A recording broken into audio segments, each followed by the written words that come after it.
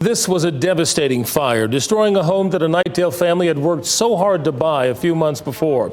Only on WRAL, that family opens up about their loss. Julian Grace is live from the scene off Pool Road after speaking with the family. And Julian, we can only imagine how they're feeling about this loss.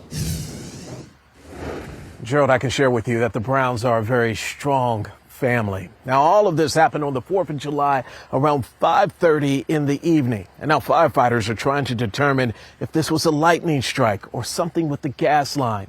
All of that is under investigation. This is the Brown family home shortly after move-in day. The family of 6 were thrilled with their new place. We moved in and we was able to get everything that we wanted in a home. This was our forever home. And this is the Brown family home 7 months later. I say we blessed because, you know, this could have happened at night.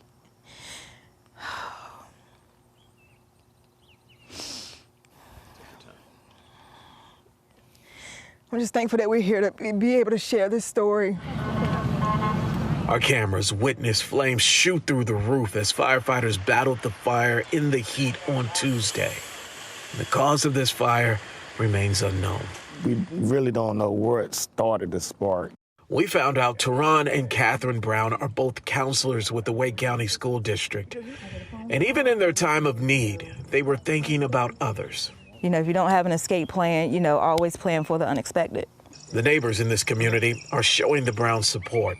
A GoFundMe account has been started for the family as they try to recover what they lost. The love that we received from this community, it just kind of confirmed that this is where we belong. So we definitely want to rebuild and, you know, come back. The Browns are currently staying with family members as they try to figure all of this out. And Joe, one thing that stuck with me in that interview is that the Browns, as you just heard there, over and over again, they kept thinking about others and they were asking the public to please have an escape plan intact. The good thing is we live in a very gracious community, and people will reach out and help this family. Thank you, Julian.